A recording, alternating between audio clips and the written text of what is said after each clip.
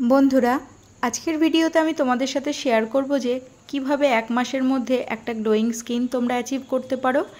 এর পাশাপাশি স্কিনটা কিভাবে টান টান রাখতে পারো এবং যে ওপেন পোর্সের সমস্যা রয়েছে সেগুলো আস্তে আস্তে কিওর হয়ে যেতে থাকবে।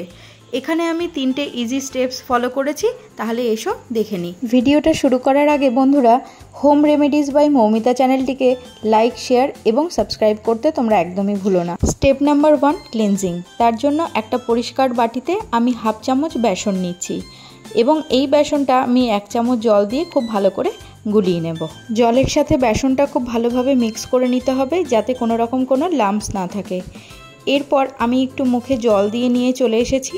তারপর হাতের আঙুল দিয়ে বেসনটা পুরো মুখে আমি অ্যাপ্লাই করছি।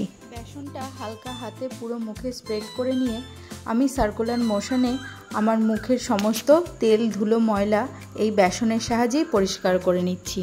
বেসন আমাদের স্কিনকে ডিপ ক্লিনজিংই করে না, পাশাপাশি এক্সফোলিয়েশন করে, ডেড স্কিন রিমুভ করে। বেসন আমাদের স্কিন টেক্সচারকে ইমপ্রুভ করে, অয়েলিনেসকে রিডিউস করে এবং ওভারঅল স্কিন হেলথকে এনহ্যান্স করে। বন্ধুরা, আমি কোনো রকম কোনো ফেস ওয়াশ আমার মুখে ইউজ করি না।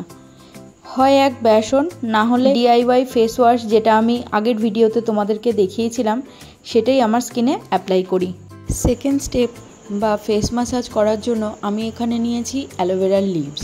অ্যালোভেরা বা ঘৃতকুমারী সব ধরনের স্কিনের জন্যই দারুণ বেনিফিশিয়াল। সবার প্রথমে আমি এখানে অ্যালোভেরার লিভসটার নিচের দিকের অংশটাকে কাট করে নিচ্ছি এবং হলুদ রঙের যে ফ্লুইডটা বার হয় সেটাকে ঝরে যেতে দিতে হবে, তারপরে ব্যবহার করতে হবে। বেসন অ্যাপ্লাই করার পর আমি ফেসটা খুব ভালো করে ধুয়ে নিয়েছি। তারপর হলুদ রঙের যে ফ্লুইডটা বার হচ্ছিল সেটাকেও আমি ধুয়ে নিয়েছি। এরপর ছোট্ট একটা পিস আমি এখানে কাট করে নিচ্ছি। অ্যালোভেরা লিভসের ধারের অংশগুলোকেও কেটে বাদ দিয়ে দিতে হবে, শুধুমাত্র মাঝখানের যে জেল পোর্শনটা আছে সেটাকেই আমি এখানে ব্যবহার করব। অ্যালোভেরা জেলটা আমি বার করে নিয়েছি। এরপর চাকু দিয়ে হালকা হাতে একটু কাট লাগিয়ে নিচ্ছি যাতে ব্যবহার করতে খুব ইজি হয়। এরপর এইভাবে অ্যালোভেরা জেলটা আমি আমার পুরো মুখে হালকা হাতে ম্যাসাজ করতে শুরু করব। অ্যান্টিঅক্সিডেন্ট এবং মিনারেলসে ভরপুর অ্যালোভেরা স্কিনকে হিল করতে সাহায্য করে।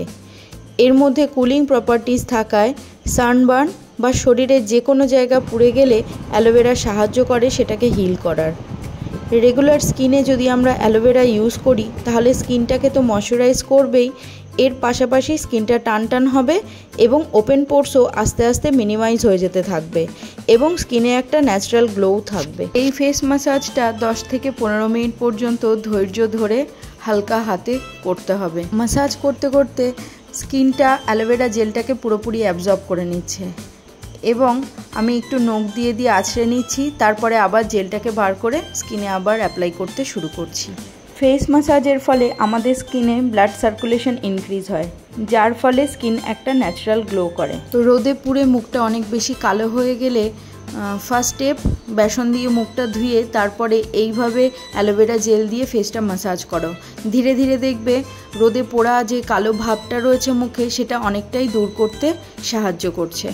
অ্যাক্টিভ অ্যাকনেকে কিওর করতে সাহায্য করে অ্যালোভেরা এবং ফেসে কোনো মার্কও রাখতে দেয় না। যদি টিনি বাম্পস থেকে থাকে কপালে, সেটাকেও কিওর করতে সাহায্য করে অ্যালোভেরা।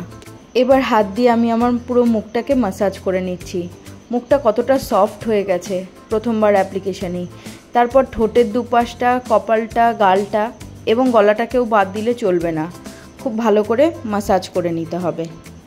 থার্ড স্টেপের জন্য আমি এখানে নিয়েছি হরিতকি। হরিতকি হয়তো অনেকেই চেনো, আবার অনেকেই চেনো না। এটা দশকর্মার দোকান থেকে তোমরা পেয়ে যাবে অনায়াসে। এতগুলো হরিতকি দেখে ভয় পেও না, লাগবে কিন্তু শুধুমাত্র একটা। এরপর একটা চন্দন বাটাতে একটু একটু করে গোলাপ জল দিয়ে আমি হরিতকিটা বেটে নিচ্ছি।